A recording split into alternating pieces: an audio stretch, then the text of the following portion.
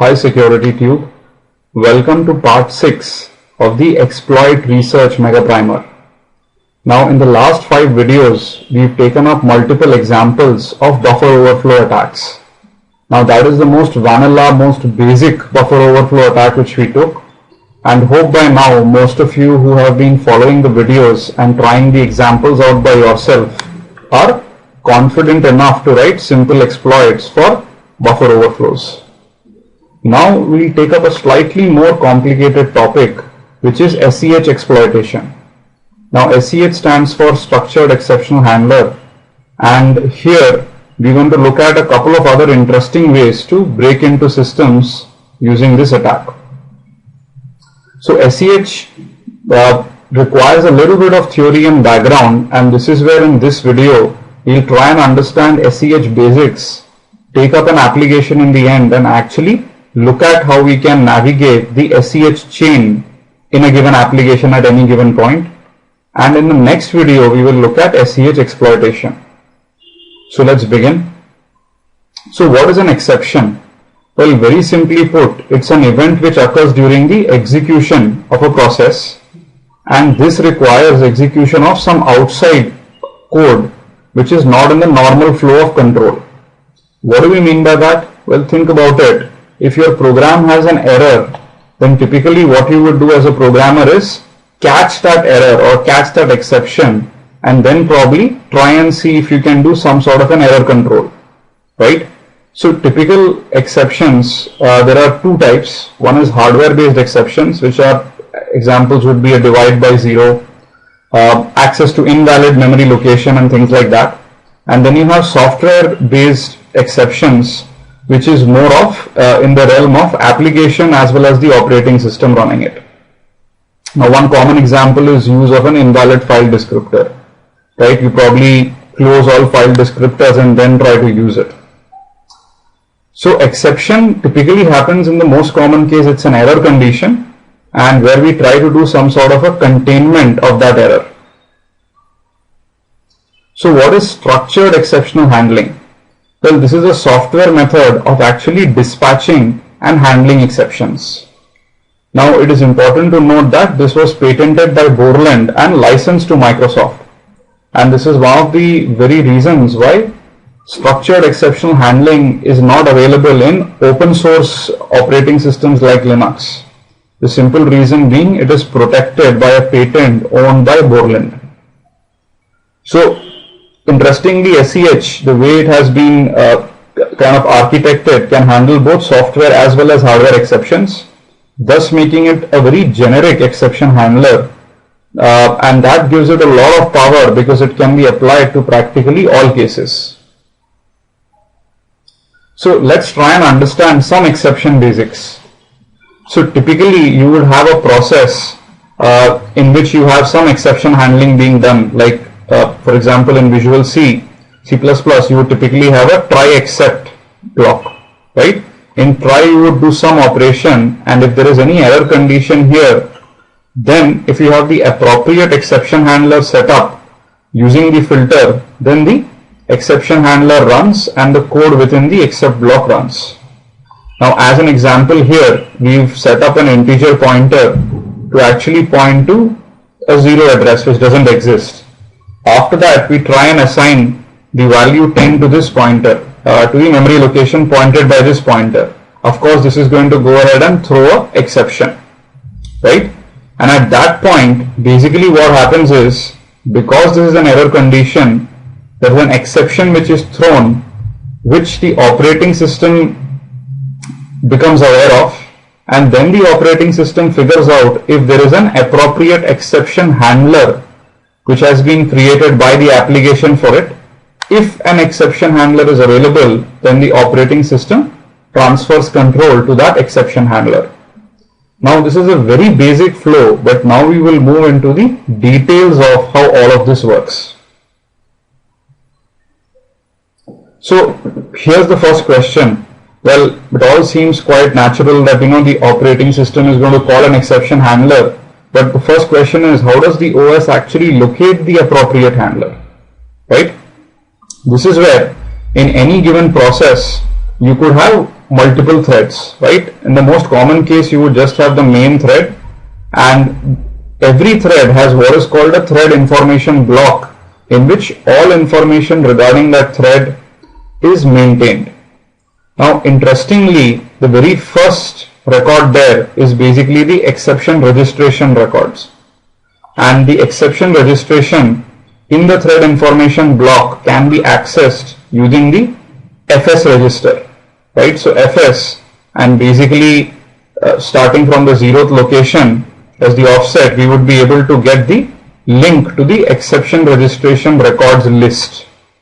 So this is a pointer pointing to this list, and every element of this list basically contains two variables, right?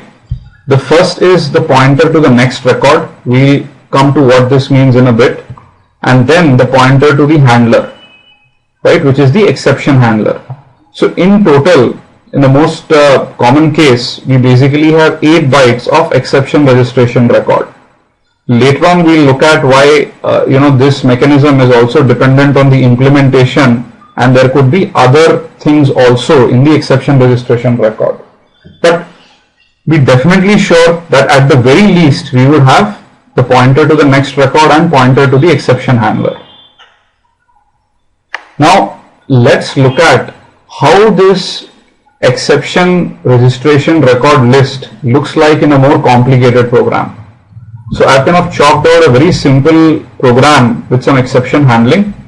The main function calls function A. Within function A we have a try except block, and within the try block we call function B. Within function B similarly we have a try except block, and we call function C within that try block. And of course there are more statements above and below the function C statement. Same thing applies to function A and B as well. And finally in function C we just basically print an SEH demo string, right? So let's look at how the structured the exception registration record list looks for this program. So most important thing is the registration of exception handlers happens at runtime, and this depends on exactly where we are in the program code. So what do I mean by that? Let's start with this program. So right now we are in the main function, and currently if you notice in main there are no exception handlers which have been defined, right? And we are in the previous line till before we have entered function A. So now this is how the exception registration linked list looks like. There is basically just one record, and the next pointer which actually points to the next exception registration record is actually all F's, and the handler is the default handler by the operating system. What do we mean by all this? Well, here is the thing. What if there are no exception handlers for a given application? What would happen, right? Someone would have to finally handle that error and resolve it. And this is where there is a default exception handler which is registered by the operating system itself when a new process is brought up. And basically, still when the process is starting, or probably if there are no handlers, this is the first record which is available in the program, right? And the exception registration list pointer in FS0 points to this record. Now the important thing to note is that all of these records are actually stored on the stack, and this is where using a buffer overflow we may be able to override this record. We'll come to the exploitation later, but please keep this in mind. Now from here we enter function A, and within function A now our execution has entered the try block, and we are in the previous line before calling function B. So at this point, if you notice, there is an exception handler which applies to this try block, and hence this exception handler is going to get added to the linked list. And this is how the exception registration linked list will now look like. So what has happened? Well, the previous record which was there, which was the default handler, has now shifted and become the record 2, and the first record is basically the exception handler for function A, right? So now record 1 is basically having a handler for function A, and the pointer to the next record is actually pointing to the default handler, basically, which was actually from the operating system, right? So notice how we have actually added to the head of the list. Now, one of the interesting things you would notice is that the exception registration linked list is a LIFO, or last in first out. We'll come to how that works in a bit. Okay, now from function B we've entered function A, we've entered function B, and we are in the try block. So now the exception handler for function B also gets added to this list, and this is how the list looks like, right? So we have the function B exception handler and a pointer pointing to record 2 and the pointer pointing to record 3, and basically the handlers are in the order B, A, and the default handler. Basically function B, then function A, and then finally the default handler. Now finally, when we come to function C and when we are in the try block, basically now we would have an additional exception handler which involves function C. Excuse me. And this is how the registration linked list looks like, right? So what I'm trying to tell you is registration of the exception handler happens at runtime, and exactly where we are in the execution of the code dictates at what time which handlers are getting added to the list. Now, given this definition, it is natural that when the execution flow changes, various elements will also be removed from this list and new ones may or may not get added, right? So now let's look at what happens when we slowly return back from the code. So now we printed SEH demo, it printed without any errors, and hence we have come back from function C to function B, but we're in the next line after the function C call. So now what should ideally happen is, because now function C is no longer in context, the exception handler of function C would be removed.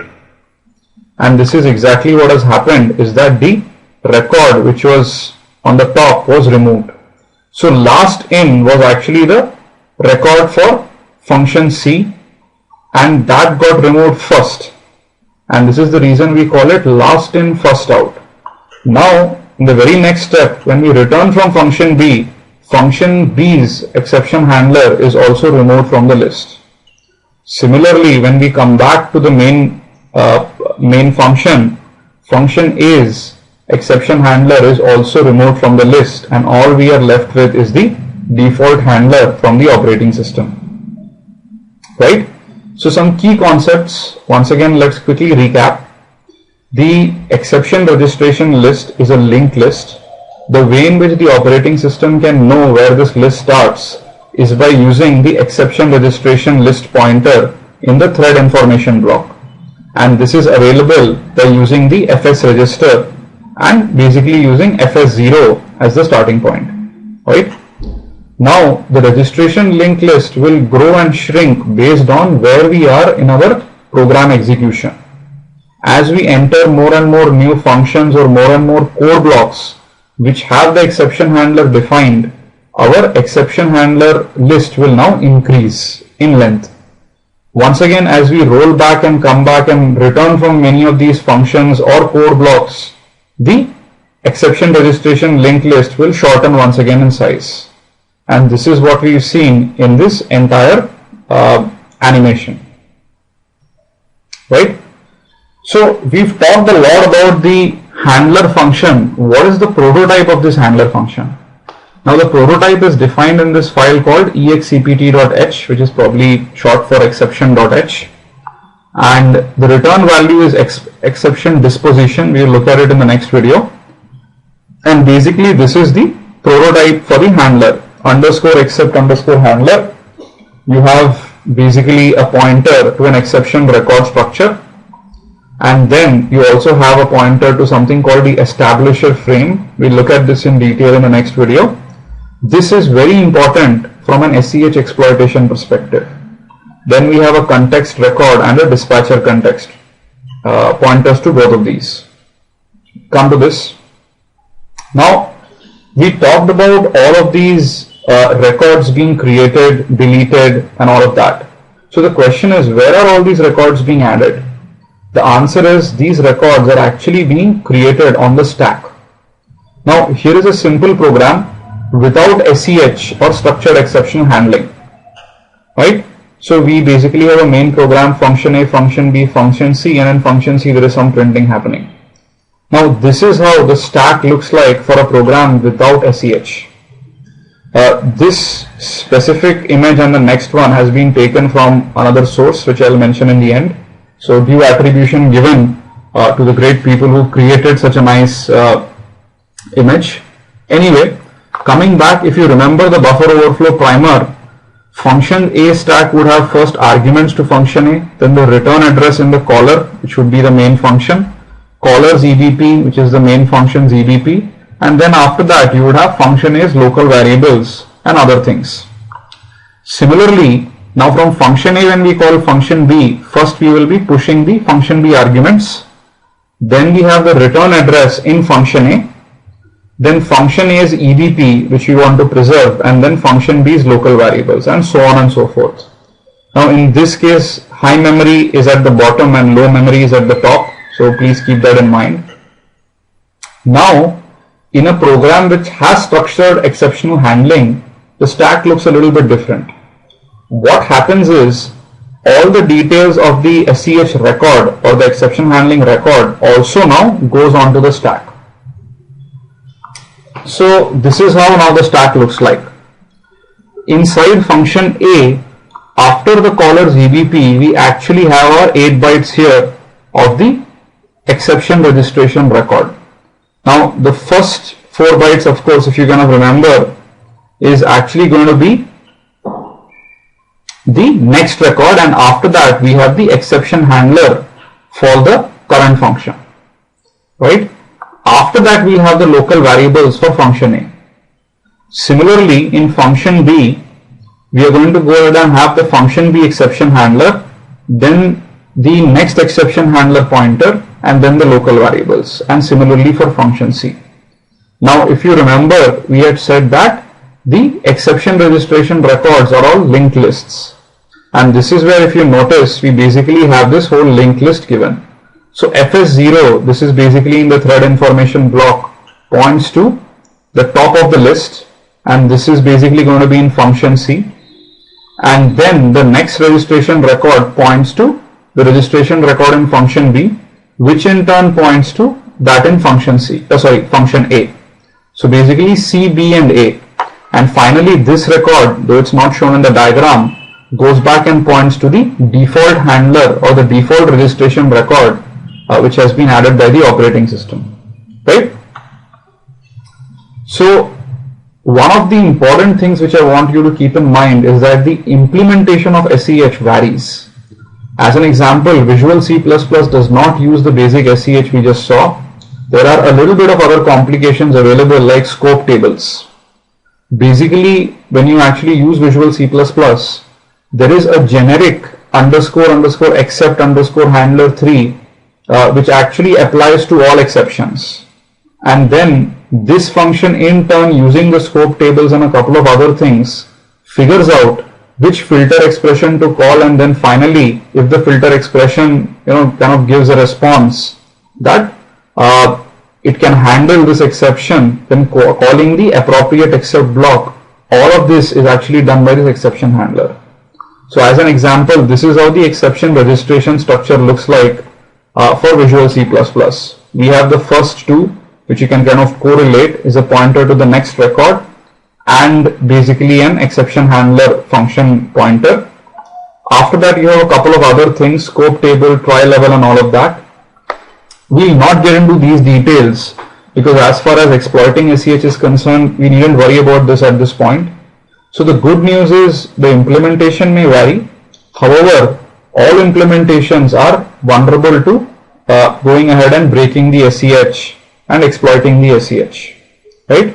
Important thing to note is in this simplistic picture, we immediately have our exception handlers after the previous function's EBP has been preserved. Well, in this case, the the pointers and their relative positions would end up varying depending on the implementation. Just wanted to mention this, keep this in mind that the implementation varies.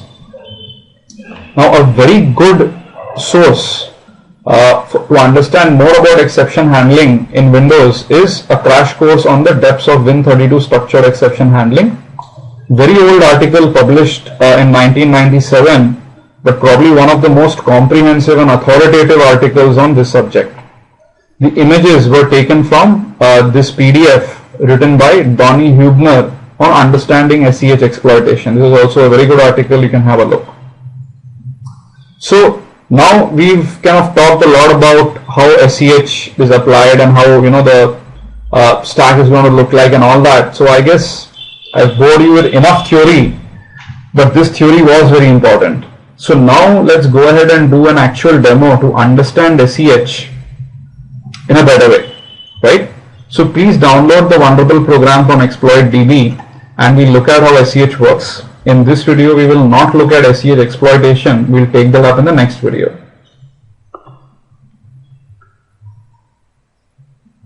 Demo time. So I'm going to be using Windows XP SP3 as always. And I've already installed the EasyChat server. So let me just quickly go ahead and open this up in Immunity.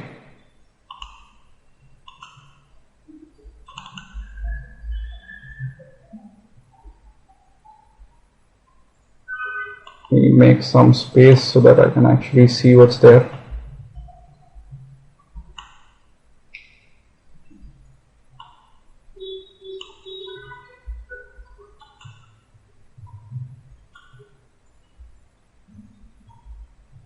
Right? So here's what we will do. Let's kind of step through the program step by step to actually figure out how the exception handlers are working. So if I kind of correlate this with my slides, one of the first things which we said that by default we would have a exception handler which is registered by the OS, right? So let's step through the program step by step, started, and then look at the SEH chain, right? So the program has just started, but let's immediately look at the SEH chain. So one of the easiest ways is just to click view and then click on SEH chain. So if you notice right now there is just one SEH handler, right? And this is the address for the handler.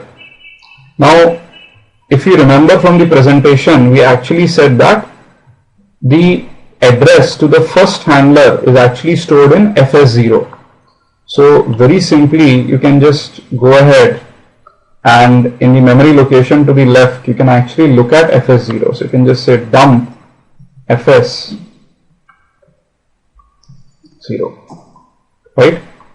And if you notice, this is the location where FS0 is currently pointing, and the next handler is actually coming out to be all Fs, which is exactly what we saw in the slides. So let's try to look at this also here.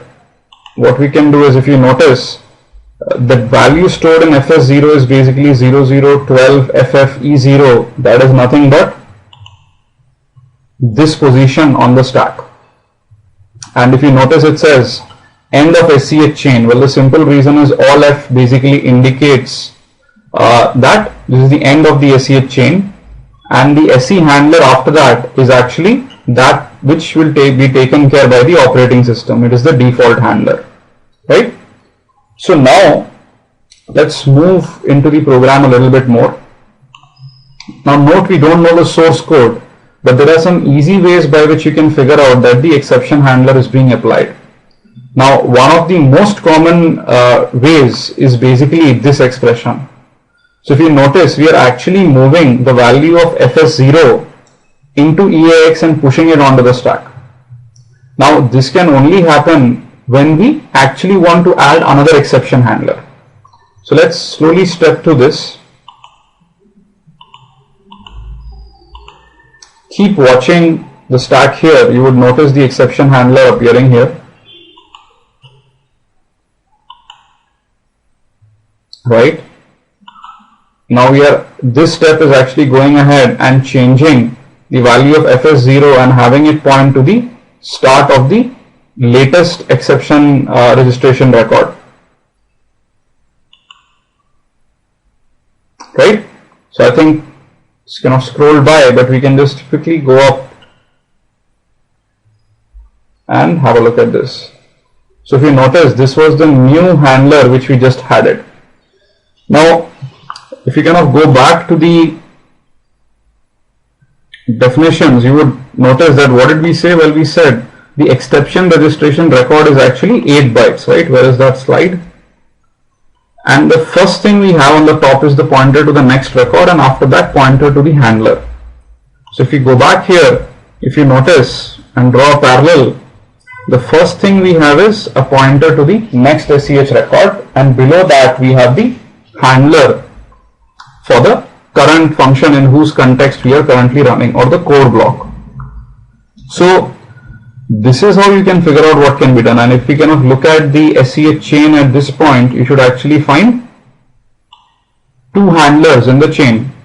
This is the one which is default by the operating system, and this is the one which we currently applied by running the application, right? So this in turn points to this. You can verify this. If you just go here, pointer to the next SEH record, and hit enter, it will just go ahead and follow this address. And at this address, if you notice, we basically have all F's, which signifies the end of the SEH chain, right? So, I mean, when a program is running, as we mentioned, the chain will increase in length, decrease in length, roll back to the default. Anything could happen. One of the easiest ways we can figure that out is to just restart the program and allow it to run. Right? So the program is all up and running at this point. And now if you view the SEH chain, you will actually notice that we have a couple of things. Right? Of course, it ends with the default handler, which is something which we already know. Right? The end of the chain always has to be the default handler by the OS. So here is something which we can do. We can actually go ahead and follow this address on the stack, open up, and this is the pointer to the top of the SEH chain. You can verify that by going ahead and once again dumping fs0, and you would find that this is the actual address where you would go ahead and get it, right? The address pointed to by fs0 is 0011EE98, and at that location 0011EE98, you basically have the exception registration record, right? And that record consists of these 8 bytes. So now you can actually navigate the whole SEH chain, and as they call it, walking the SEH chain by just hitting enter once. So now we are at the next SEH chain, and you can kind of verify this by just quickly looking at the SEH chains. If you notice, we were here, we've come here right now.